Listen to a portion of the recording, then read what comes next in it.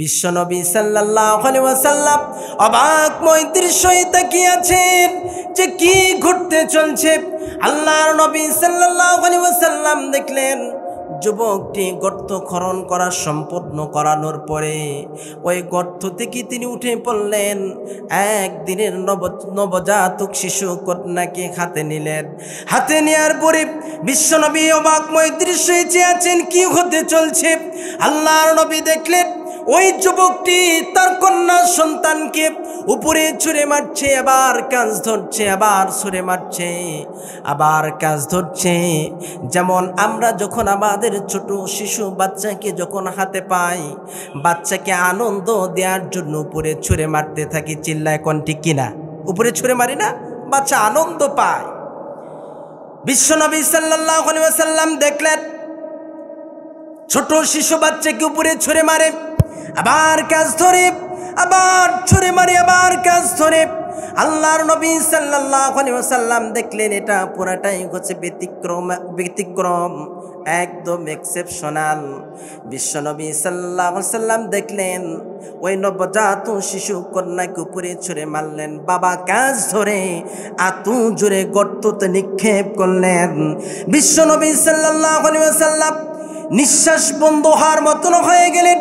আল্লাহ নবী সাল্লাল্লাহু আলাইহি ওয়াসাল্লাম একটু মাথা উঁচু করে দেখলেন একদিনের নবজাতক কন্যা সন্তানকে তার বাবা গর্তে এত জোরে নিক্ষেপ করেছে, সঙ্গে সঙ্গে হাড় হাড্ডিগুলো ভেঙে গিয়েছে এবং মাথা ফেটে গিয়েছে, মগজগুলো বের হয়েছে, বালুগুলোর সাথে একাকার হয়ে গিয়েছে। আল্লাহ নবী সাল্লাল্লাহু আলাইহি সাল্লাম কোনো বাধা দিতে পারেন নাই। বিশ্বনবী সাল্লাল্লাহু আলাইহি ওয়াসাল্লাম তিনি দাঁড়ানো থেকে বসে পড়ে গেলেন। আল্লাহ নবী কোনো কথা বলতে পারলেন না। ওই মক্কার কাফেররা ৩৬০টি মূর্তি কাবা ঘরের মধ্যে রেখে তারা অর্ধ লঙ্গু অবস্থায় তপ করত। বিশ্বনবী কোনো বাধা দিতে পারেন নাই, কারণ শুধু একটাই, এই সমাজ থেকে দুর্নীতি, এই সমাজ থেকে অসভ্য কাজগুলো, এই সমাজ থেকে খুন খারাপিয়া হাজারি, এগুলো মুলুক পাটন করতে গেলে, এগুলো মুলুক পাটন করতে গেলে রাষ্ট্রীয় ক্ষমতার দরকার আছে না নাই? কথা বলেন, রাষ্ট্রীয় ক্ষমতা দরকার আছে না নাই? রাষ্ট্রীয় ক্ষমতা ছাড়া এই জমিন থেকে কখনো কোনো অসভ্য কাজকে মুলুক পাটন করা যাবে না, চিল্লায় কোন ঠিক কিনা? সম্মানিত হাজিরিন বন্ধুগণ আমার, আল্লাহ নবী কোনো বাধা দিতে পারেন নাই শুধুমাত্র একটির কারণে, কোরআনের কারণেই। বিশ্বনবী কোনো বাধা দিতে পারেন নাই। আজকে আমাদের এই কোরআন, আজকে আমাদের এই কোরআন এই বাংলার জমিনে, এই কোরআন যদি সংসদে থাকে, এই কোরআন যদি পার্লামেন্টে থাকে, আমাদের এই বাংলার জমিন থেকে সুদ, ঘুষ, জেনা, বেবিচার সবগুলোই মুলুক পাটন হয়ে যাবে, চিল্লায় কোন ঠিক কিনা? এই কোরআন শুধু মসজিদে নয়, এই কোরআন শুধু মাদ্রাসায় নয়, এই কোরআন শুধু খানকায় শরীফে নয়, এই কোরআন মাহফিলে নয়, এই কোরআন কোনো বাড়িতে নয়, এই কোরআন সব জায়গায় থাকা দরকার আছে না নাই? মুসলমান, এই কোরআন যদি পার্লামেন্টে থাকে কোনো চোর চুরি করার সাহস পাবে না। এই কোরআন যদি সংসদ ভবনে যদি থাকে কোনো জেনাকার ব্যক্তি জেনা করার সাহস পাবে না, ইফতিজিন করার সাহস পাবে না, চিল্লায় কোন ঠিক কিনা? ওই সমস্ত যুবকেরা যারা নেশা করার পরে বইয়ের উপরে টর্চার করে, নির্যাতন করে, এই কোরআন যদি সংসদে থাকে, পার্লামেন্টে যদি থাকে, কোনো নিশাখোর নিশা খেয়ে আসে কোনো মা বোনের গায়ে টর্চার করতে পারবে না, এমনকি হাত দিতে পারবে না, চিল্লায় কোন ঠিক কিনা? আজকে আমাদের মা বোনদের উপরে নির্যাতন করা হচ্ছে, টর্চার করা হচ্ছে, বিভিন্ন নিশা করে এসে মধ্যরাতে আসে, অযথা কোনো দোষ নেই, মা বোনের গায়ে হাত দেওয়া হচ্ছে, ঠিক কিনা? কথা বলেন। সম্মানিত হাজিরিন, এই নিশা জাতিকে কুড়ি করে খাচ্ছে। এই নিশা সর্বপ্রথম একটা মানুষের যৌবন শক্তিকে নষ্ট করায় ফেলে। মানুষের ব্রেনে দুটা সেল আছে, একটা সেল খুব অ্যাক্টিভ থাকে, আর একটা সেল হচ্ছে এলোমেছি, যেটা মানুষেরও আছে, পশুরও আছে। এই যে পশুত্বটা যেটা নিশা জাতীয় কিছু খেলে সেটা চাঙ্গা হয়ে যায়, আর হিউম্যানলি যেটা মানবিক মুড বলা হয় সেটা মরে যায়। এই জন্য যারা নিশা খায় দেখবেন উমুককে ধরে তুমুককে ধরে, এমনকি নিজের মাকেও মারতে দ্বিধাবোধ করে না। চিল্লাই কোন ঠিক কিনা?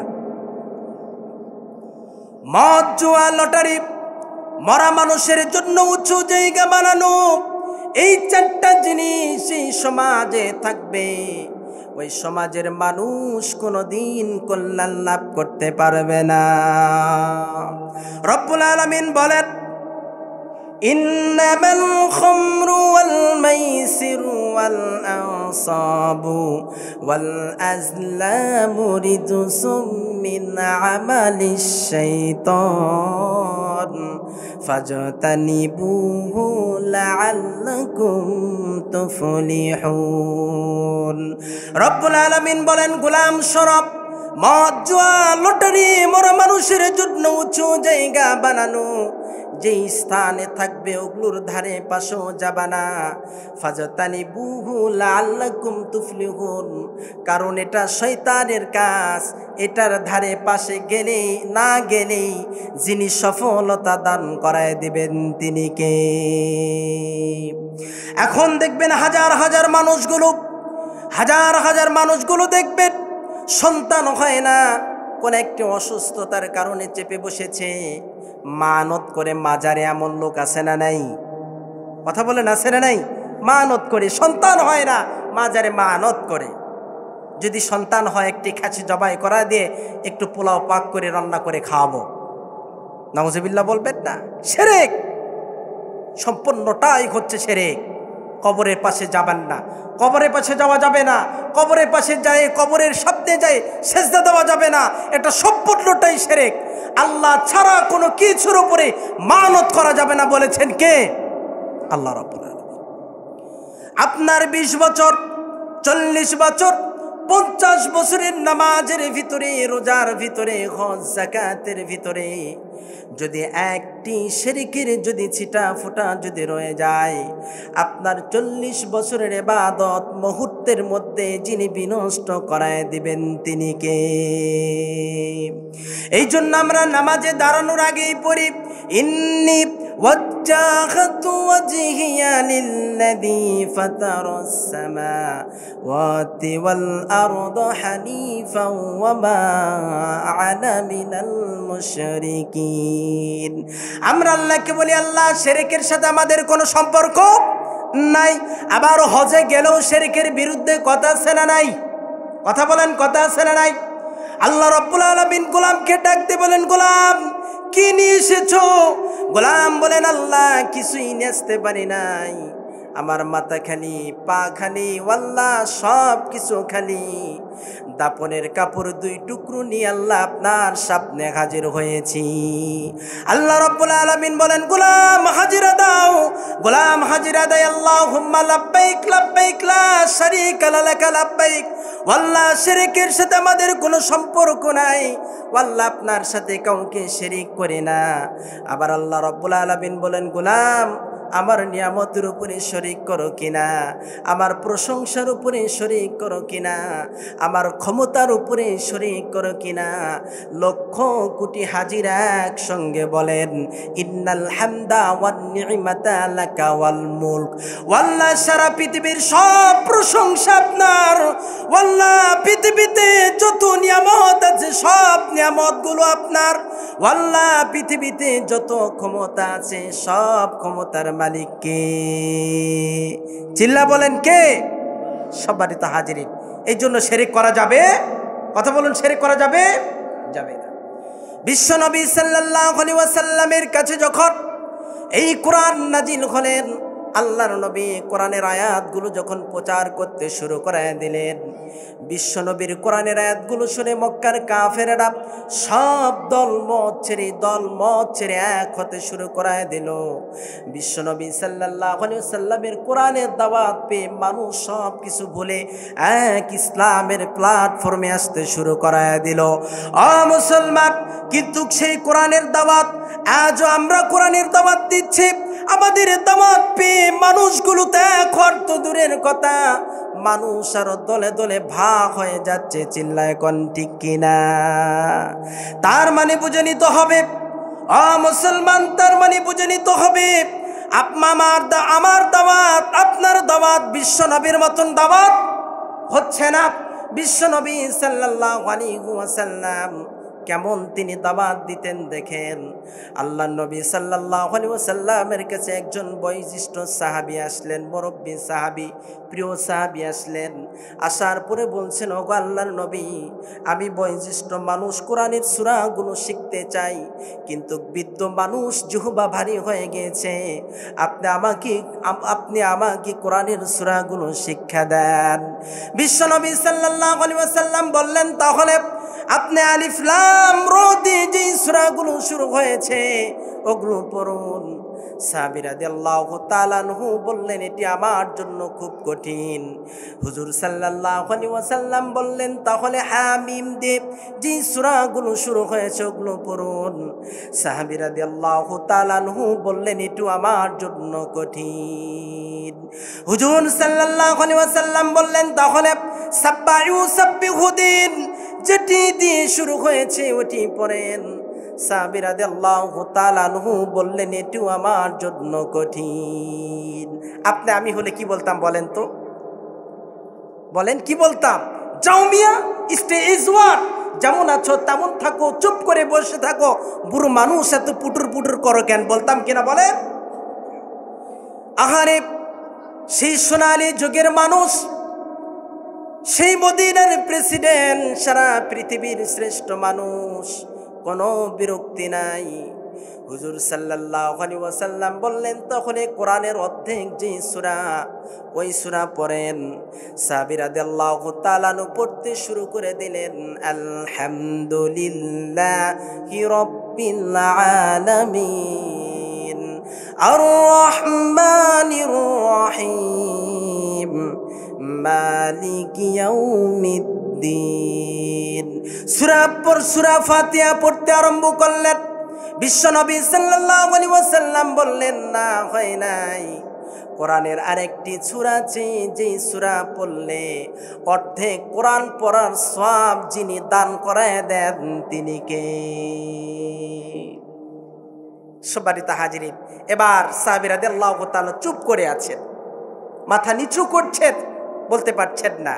আপনারা বলেন তো, কোরআনের কোন সূরা, যে সূরা পড়লে গেলা অর্ধেক সওয়াব পড়া যায়, সওয়াব পাওয়া যায়, বলেন কোন সূরা?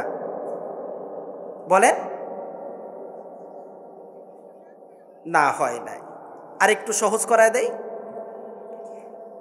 একজন সাহাবী আসলেন বিশ্বনবী সাল্লাল্লাহু আলাইহি ওয়াসাল্লামের কাছে, এসে বললেন, ও আল্লাহর নবী, আমি বিবাহ করতে চাই, কিন্তু আমার তো অর্থ করি টাকা পয়সা কিছুই নাই। সাহাবী রাদিয়াল্লাহু তাআলা নূর মাথা থেকে পা পর্যন্ত বিশ্বনবী সাল্লাল্লাহু আলাইহি ওয়াসাল্লাম দেখলেন। দেখার পরে আল্লাহর নবী বলছেন, তাহলে কি তোমার কাছে লোহার কোন আংটি আছে? সাহাবী রাদিয়াল্লাহু তাআলা বলছেন, হুজুর, আমার কাছে কোনো কিছুই নাই, লোহার কোনো আংটিও নাই। বিশ্বনবী সাল্লাল্লাহু আলাইহি ওয়াসাল্লাম বলছেন, তাহলে কোরআনের এমন কোন সূরা আছে যে সূরা পড়লে অর্ধেক সওয়াব পাওয়া যায়, এমন কি কোন সূরা তোমার জানা আছে? সাহাবী রাদিয়াল্লাহু তাআলা বললেন, হ্যাঁ আছে। হুজুর সাল্লাল্লাহু আলাইহি ওয়াসাল্লাম বললেন, তাহলে পড়ো। এবার সাহাবী রাদিয়াল্লাহু তাআলা পড়তে আরম্ভ করায় দিলেন, কুল হুয়াল্লাহু আহাদ আল্লাহুস সামাদ লাম ইয়ালিদ ওয়া লাম ইউলাদ ওয়া লাম ইয়াকুল লাহু কুফুয়ান আহাদ। হুজুর সাল্লাল্লাহু আলাইহি ওয়াসাল্লাম বললেন, না, হয় নাই, আরেকটি সূরা আছে, যে সূরা পড়লে আল্লাহ রাব্বুল আলামিন কোরআনুল কারীমের অর্ধেক পড়ার সওয়াব আল্লাহ তাআলা বান্দার আমলনামায় দান করায়া দেন। এবার সাহাবী রাদিয়াল্লাহু তাআলা চুপ করে আছেন, মাথা নিচু করে আছেন। এবার বলেন তো, সেই সূরাটির নাম কি? বলেন। এতগুলো মানুষ আছেন, 114টি সূরা, একটা করে বলতে লাগে। একটি ছাত্রীকে প্রশ্ন করছে যে ওয়ান্ডারফুল বানান করো তো। ছাত্র এ থেকে জেড পর্যন্ত পড়ছে। স্যার বলেন, কি খবর? ছাত্র বলতিছে, স্যার এ থেকে জেড পর্যন্ত পড়লাম, ওয়ান্ডারফুল বানান করতে যে অক্ষর লাগে এগুলো নিয়ে আনেন। তা আপনার এতগুলো মানুষ আছেন যে 114টি সূরা একটা একটা করে বলতে লাগেন, একটা তো লেগেই যাবে। না হয় নাই। হুজুর সাল্লাল্লাহু আলাইহি ওয়াসাল্লাম বলছেন, এই 3 সূরা যারা আমলে থাকবে সে কোনোদিন গরীব হবে না। সেটি কোন সূরা? এবার হুজুর সাল্লাল্লাহু আলাইহি ওয়াসাল্লাম পড়ছেন, আমার সাথে পড়ুন। ইযা সুলসিলাতিল আরদু জিলজালাহা ওয়া আখরাজাতিল আরদু আথকালাহা ওয়া ক্বালাল ইনসানু মা লাহা ইয়াওমা ইযিন তুহাদ্দিসু আখবারাহা বিআন্না ربك أوحى لها يومئذ يصدر الناس أشتاتا ليروا أعمالهم فمن يعمل مثقال ذرة خيرا يره ومن يعمل مثقال ذرة شرا يره سبحان الله পড়বেন না? কার কথা কার? মানতে রাজি আছেন? কথা বলে মানতে রাজি আছেন? কে কে মানবেন না হাত তোলেন দেখি। আহা, বলছি কে কে মানবেন না? যারা হাত উত্তোলন করেছেন মোহাব্বতের ঠেলায়, ঠিক কিনা? বান্দার উপরেরটা দেখবেন না, আল্লাহ ভিতরটা দেখবেন, চিল্লাই কোন ঠিক কিনা? আপনি কত বড় কুরবানি দিয়েছেন আল্লাহ এটা দেখবেন না, আপনার তাকওয়া দেখবেন, আপনার ভিতরেরটা দেখবেন, অন্তরেরটা দেখবেন, চিল্লাই কোন ঠিক কিনা? আমরা যদি আল্লাহকে না মানি, আল্লাহর কি কোনো লস আছে? কথা বলেন না, আল্লাহর কোনো লস আছে? আমরা যদি আল্লাহকে মানি, আল্লাহর কি কোনো লাভ আছে? হাদিসে কুদসি আল্লাহ বলছেন, সারা পৃথিবীর মানুষ যদি আমাকে সিজদা দেওয়া ছেড়ে দেয়, আমার আল্লাহর কিছু কমবেও না। আর সারা পৃথিবীর সব মানুষগুলো যদি আমাকে সিজদা দেওয়া শুরু করে দেয়, আমার আল্লাহর আমার কিছু বাড়বেও না। কারণ আমি গনিউন হামিদ, আমি কারো মুকাফিক্কি নয়। গোটা পৃথিবী কার মুকাফিক্কি? বলেন আল্লাহর না? আমরা আল্লাহকে মানলে আমাদের লাভ আছে না নাই? কি লাভ? আল্লাহ বলছেন কি লাভ? লাইন শাকারতুম লাযিদান্নাকুম ওয়া লাইন কাফারতুম ইন্না আযাবি লাশাদীদ।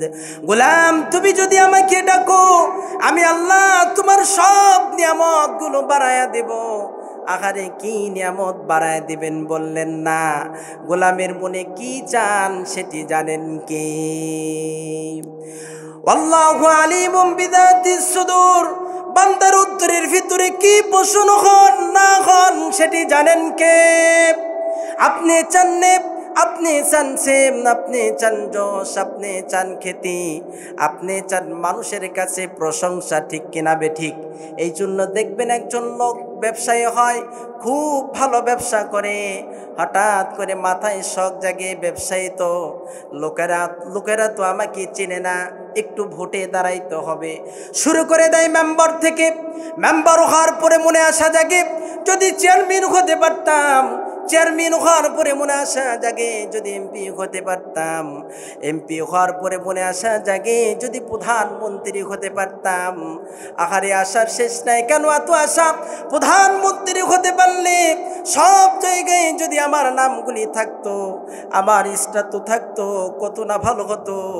নিজেকে রেখে যেতে চাই চিরস্থায়ীভাবে, কিন্তু কেমন একটি সময় চলে আসে নিজেকে ধরে রাখার মতন সাধ্য কারো নাই। চিল্লায় কোন ঠিক কিনা? হঠাৎ করে চলে আসলে একটা মরণ গাড়ি, এসে ধাক্কা মারল একটু মাইক্রোবাসের পিছনে, অকালি সুরে পড়লাম তাদের রাস্তায় কিছু লোকের প্রাণ। রমজান মাস, বাসায় বলে এসেছিল বিবিরে দুপুর বেলায় এসে ভাত খাবো। বন্ধু আছে সাথে, এসেছিলেন কোন কাজে? সিনেমার কোন একটি ফ্লোর ঠিক করার জন্য।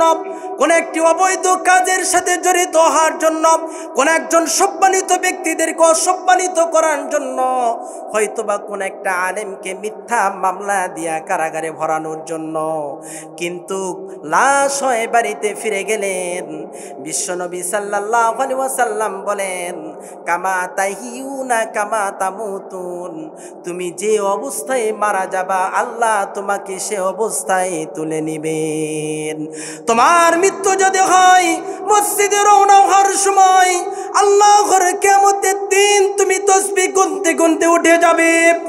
আর তোমার মৃত্যু যদি হয় নামাজরত অবস্থায়, তোমার মতন খুশনসিবওয়ালা মানুষ পৃথিবীতে আর কেউ নাই।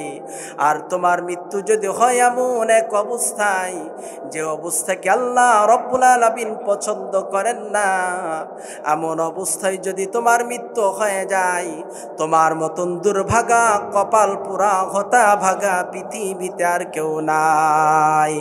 আল্লাহর নবী সাহাবী হযরত আবু যর রাদিয়াল্লাহু তাআলা আনহু কে বললেন, ও আবু যর শোনো, লা আনতাগদুয়া ওয়া তাআল্লামা আয়াতাম মিন কিতাবিল্লাহ।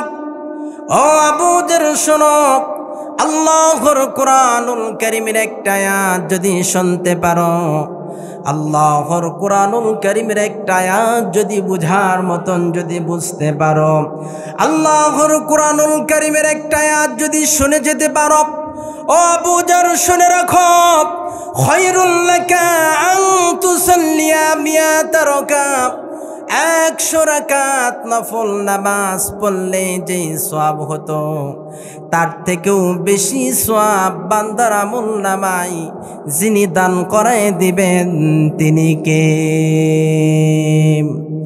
সুতরাং এই কোরআন ধরলে লাভ, ছইলে লাভ, চুমু খাইলেও লাভ, বুকে ধারণ করলেও লাভ, পড়লেও লাভ আছে না নাই? এই জন্য রব্বুল আলামিন বলেন, وَلَقَدْ آتَيْنَا سَبْعًا مِنَ الْمَثَانِي وَالْقُرْآنَ الْعَظِيمَ।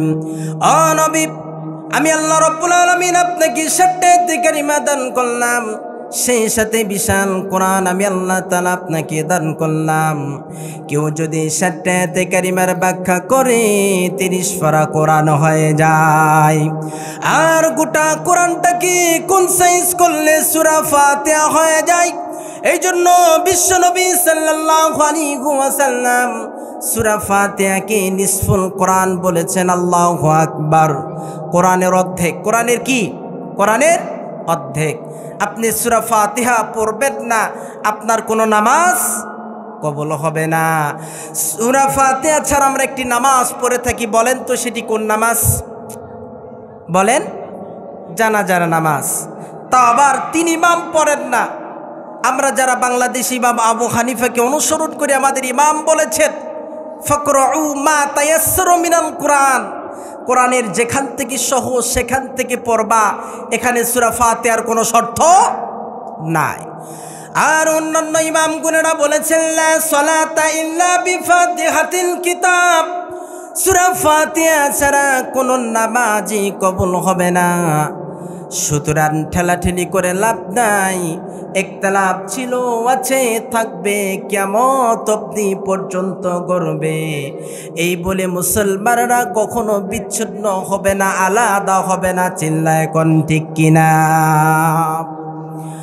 সম্মানিত হাজিরিন বন্ধুগণ আমার, যদি কোনো মুসলমানদের মধ্যে যারা বিভেদ সৃষ্টি করে দেয়, মুসলমানদের মধ্যে যারা ভাগাভাগি তৈরি করে, যারা দল আলাদা তৈরি করে, কাল কিয়ামতের ময়দানে তাদেরকে আসামির কাঠগড়ায় দাঁড় করানো হবে।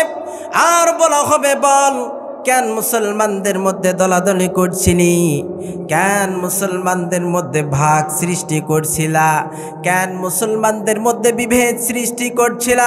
সেই দিন ইসলামের শত্রুরা, সেদিন ইসলামের দুশ্মনেরা, সেদিন মুনাফিকরা কান্না করতে করতে বলবে, আল্লাহ নিজেদের পেট পূজার জন্য, মান সম্মান বাড়ানোর জন্য, টাকার জন্য, অর্থের জন্য, চেয়ারের জন্য, ক্ষমতার জন্য মানুষদেরকে আলাদা করেছিলাম।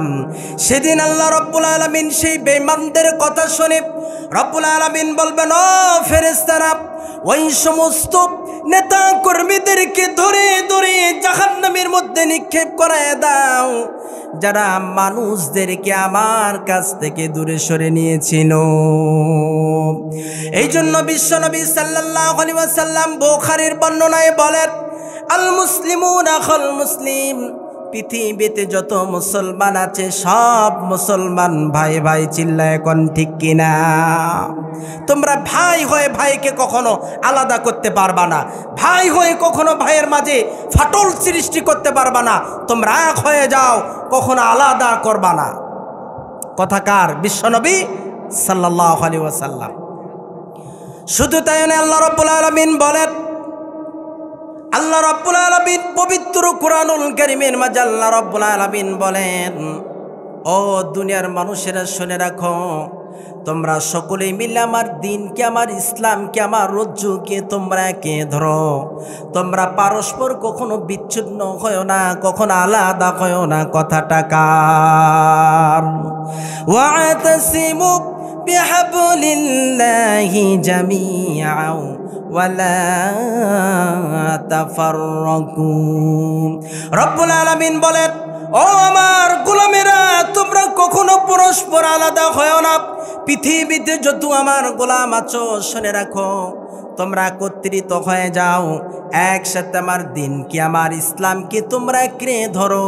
কখনো তোমরা বিচ্ছিন্ন হয় না, আলাদা হয় না। আর আজকে আমাদের মাঝে গন্ডগোল আছে না নাই? কথা বলেন, আছে না নাই? ও হানাফি, ও আহলে হাদিস, ওই চরমোনাই, ওই উমুক তরিকের লোক, উনি হচ্ছেন জামাতের আলোক। আবার দেখবেন একজন আর একজনকে বলে, তুই গোল টুপি পরলি কেন, লম্বা টুপি পরলি কেন, নাবির নিচে হাত বাঁধলি কেন, নাবির উপরে হাত বাঁধলি কেন, জোরে আমিন বললি কেন, আস্তে আমিন বললি কেন? এই নিয়ে আমাদের মাঝে গন্ডগোল আছে না নাই? সব গন্ডগোল বাদ দিয়ে দেন, এক হয়ে যান, এক ইসলামের প্ল্যাটফর্মে এসে হাজির হয়ে যান। এইভাবে গন্ডগোল করে কোরআনের দাওয়াত দিলে, কিয়ামত অবধি পর্যন্ত কোরআনের দাওয়াত দিল, এই দেশে কখনো ইসলাম প্রতিষ্ঠিত হবে না, এই দেশে কখনো ইসলাম কায়েম হবে না। চিল্লায় কোন ঠিক কিনা? হযরতে ঈসা আলাইহিস সালাতু ওয়াস সালামকে যখন আসমানে আল্লাহ রাব্বুল আলামিন উঠায় নিলেন, উঠায় নেওয়ার পর থেকে আল্লাহ তাআলা ৫৫০ বছর ধরে এই জমিনে আল্লাহ রাব্বুল আলামিন নবুয়তের দরজা আল্লাহ বন্ধ করেছিলেন। এই ৫৫০ বছর ধরে কোনো নবী আসেন নাই, কোনো রাসূল আসেন নাই। এই ৫৫০ বছর ধরে ওই সময়ের মানুষগুলো নবীদের মুখ থেকে কোরআন কিংবা হাদিসের অমীয় বাণী শোনা থেকে তারা বঞ্চিত ছিল। সেই সময়ের মানুষগুলো কেউ সূর্যের পূজা, কেউ গাছের পূজা, কেউ পাথরের পূজা, কেউ চন্দ্রের পূজা, কেউ মূর্তির পূজায় অব্দি লিপ্ত ছিল। সেই যুগটাকে বলা হতো আয়ামি জাহেলিয়াতের যুগ, অন্ধকারের যুগ, অসভ্যতার যুগ, বর্বরতার যুগ। সেই যুগে মানবতা শেখানোর জন্য যার জন্ম হয়েছিলেন তিনি আর কেউ নয়, রহমাতুল লিল আলামিন জনাবে মুহাম্মদ রাসূলুল্লাহ সাল্লাল্লাহু আলাইহি ওয়াসাল্লাম। বিশ্ব নবীর যখন আগমন হয়ে গেলেন, আল্লাহর নবী সাল্লাল্লাহু আলাইহি ওয়াসাল্লাম যখন শৈশবকাল আস্তে আস্তে করে যখন বড় হতে শুরু করে দিলেন, আমার নবীর স্বপ্নে সেই মক্কার কাফেরেরা কত অনৈতিক কাজকর্মর মাঝে তারা লিপ্ত ছিল। মুসলমান এমনকি বিভিন্ন কাজকর্মর মাঝে, এতটা জঘন্য কাজকর্মর মাঝে মানুষগুলো লিপ্ত ছিল। অসভ্যতায় মানুষগুলো অসভ্যতার মাঝে মানুষগুলো ছিল। বিশ্বনবী সাল্লাল্লাহু আলাইহি ওয়াসাল্লামের মনে ভীষণ যন্ত্রণা। আল্লাহর নবী সাল্লাল্লাহু আলাইহি ওয়াসাল্লাম তিনার মনের ভিতরে ভীষণ যন্ত্রণা।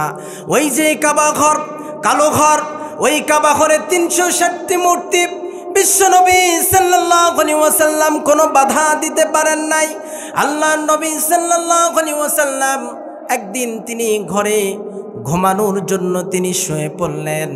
আল্লাহ রাব্বুল আলামিন আবার নবীর চোখে ঘুম দিয়ে দিলেন। বিশ্বনবী সাল্লাল্লাহু আলাইহি ওয়াসাল্লাম ঘুমাতে যাবেন, এমত অবস্থায় এত জোরে জোরে ঢোল তবলার আওয়াজগুলো বিশ্বনবী সাল্লাল্লাহু আলাইহি ওয়াসাল্লামের কানটাকে ভারী করে তুলছিলেন। বিশ্বনবী সাল্লাল্লাহু আলাইহি ওয়াসাল্লাম তিনি শোয়া থেকে বসে পড়লেন। আল্লাহ নবী সাল্লাল্লাহু আলাইহি ওয়াসাল্লামের কানে এত জোরে জোরে ঢোল তবলার আওয়াজগুলো বিশ্বনবীর দুই কানকে ভারী ভারী করে তুলে ফেলল। বিশ্বনবী সাল্লাল্লাহু আলাইহি ওয়াসাল্লাম তিনি ঘর থেকে বাইরে চলে আসলেন। আসে দেখলেন ওই যেই মরুর উত্তপ্ত বালুর চরে মানুষগুলো, সব মানুষগুলা একত্রিত হয়েছে। বিশ্বনবী সাল্লাল্লাহু আলাইহি ওয়াসাল্লামের আর বুঝতে দেরি হলো না, বিপদ আসতে আর দেরি নাই। আল্লাহর নবী সাল্লাল্লাহু আলাইহি ওয়াসাল্লাম এক দৌড় মেরে ওই মানুষগুলোর সামনে চলে গেলেন। আমার নবীকে দেখে মক্কার কাফেরেরা নাক ছিটকায়। বিশ্বনবী সাল্লাল্লাহু আলাইহি ওয়াসাল্লাম সবাইকে ঠেলিয়ে সামনে চলে গেলেন। দেখলেন একজন মানুষ, একজন যুবক গর্ত খনন করছে। ওই যুবকটি যতই গর্ত খনন করছে ততই ঢোল তবলার বাজনা আরো আরম্ভ করে দিচ্ছে। বিশ্বনবী সাল্লাল্লাহু আলাইহি ওয়াসাল্লাম অবাকময় দৃশ্যে তাকিয়ে আছেন যে কি ঘটতে চলছে। আল্লাহর নবী সাল্লাল্লাহু আলাইহি ওয়াসাল্লাম দেখলেন যুবকটি গর্ত খনন করা সম্পূর্ণ করানোর পরে ওই গর্ত থেকে তিনি উঠে পড়লেন। একদিনের নবজাতক শিশু কন্যাকে হাতে নিলেন। হাতে নেওয়ার পরে বিশ্বনবী অবাকময় দৃশ্যে চেয়ে আছেন কি হতে চলছে। আল্লাহর নবী দেখলেন ওই যুবকটি তার কন্যা সন্তানকে উপরে ছুঁড়ে মারছে, আবার কাঁচ ধরছে, আবার ছুঁড়ে মারছে, আবার কাঁচ ধরছে। যেমন আমরা যখন আমাদের ছোট শিশু বাচ্চাকে যখন হাতে পাই, বাচ্চাকে আনন্দ দেওয়ার জন্য উপরে ছুঁড়ে মারতে থাকি, চিল্লায় কোন ঠিক কিনা? উপরে ছুঁড়ে মারি না, বাচ্চা আনন্দ পায়। বিশ্বনবী সাল্লাল্লাহু আলাইহি ওয়াসাল্লাম দেখলেন ছোট শিশু বাচ্চাকে উপরে ছুঁড়ে মারে, আবার কাজ ধরে, আবার ছুঁড়ে মারে, আবার কাজ ধরে। আল্লাহর নবী সাল্লাল্লাহু আলাইহি ওয়াসাল্লাম দেখলেন এটা পুরাটাই হচ্ছে ব্যতিক্রম, একদম এক্সেপশনাল। বিশ্বনবী সাল্লাল্লাহু আলাইহি ওয়াসাল্লাম দেখলেন ওই নবজাত শিশু কন্যাকে উপরে ছুঁড়ে মারলেন, বাবা কাজ ধরে এত জোরে গর্ততে নিক্ষেপ করলেন। বিশ্বনবী সাল্লাল্লাহু আলাইহি ওয়াসাল্লাম নিঃশ্বাস বন্ধ হওয়ার মতন হয়ে গেলেন। আল্লাহ নবী সাল্লাল্লাহু আলাইহি ওয়াসাল্লাম একটু মাথা উঁচু করে দেখলেন একদিনের নবজাতক কন্যা সন্তানকে তার বাবা গর্তে এত জোরে নিক্ষেপ করেছে, সঙ্গে সঙ্গে হাড় হাড্ডিগুলো ভেঙে গিয়েছে এবং মাথা ফেটে গিয়েছে, মগজগুলো বের হয়েছে, বালুগুলোর সাথে একাকার হয়ে গিয়েছে। আল্লাহ নবী সাল্লাল্লাহু আলাইহি সাল্লাম কোনো বাধা দিতে পারেন নাই। বিশ্বনবী সাল্লাল্লাহু আলাইহি ওয়াসাল্লাম তিনি দাঁড়ানো থেকে বসে পড়ে গেলেন। আল্লাহ নবী কোনো কথা বলতে পারলেন না। ওই মক্কার কাফেররা 360টি মূর্তি কাবা ঘরের মধ্যে রেখে তারা অর্ধ লঙ্গু অবস্থায় তপ করত। বিশ্বনবী কোনো বাধা দিতে পারেন নাই, কারণ শুধু একটাই, এই সমাজ থেকে দুর্নীতি, এই সমাজ থেকে অসভ্য কাজগুলো, এই সমাজ থেকে খুন খারাপিয়া হাজারি, এগুলো মুলুক পাটন করতে গেলে, এগুলো মুলুক পাটন করতে গেলে রাষ্ট্রীয় ক্ষমতার দরকার আছে না নাই? কথা বলেন, রাষ্ট্রীয় ক্ষমতা দরকার আছে না নাই? রাষ্ট্রীয় ক্ষমতা ছাড়া এই জামিন থেকে কখনো কোনো অসভ্য কাজকে মুলুক পাটন করা যাবে না। চিল্লায় কোন ঠিক কিনা? সম্মানিত হাজিরিন বন্ধুগণ আমার, আল্লাহর নবী কোনো বাধা দিতে পারেন নাই, শুধুমাত্র একটির কারণে, কোরআনের কারণেই। বিশ্বনবী কোনো বাধা দিতে পারেন নাই। আজকে আমাদের এই কোরআন এই বাংলার জমিনে, এই কোরআন যদি সংসদে থাকে, এই কোরআন যদি পার্লামেন্টে থাকে, আমাদের এই বাংলার জমিন থেকে সুদ, ঘুষ, জেনা, বেবিচার সবগুলোই মুলুক পাটন হয়ে যাবে। চিল্লায় কোন ঠিক কিনা?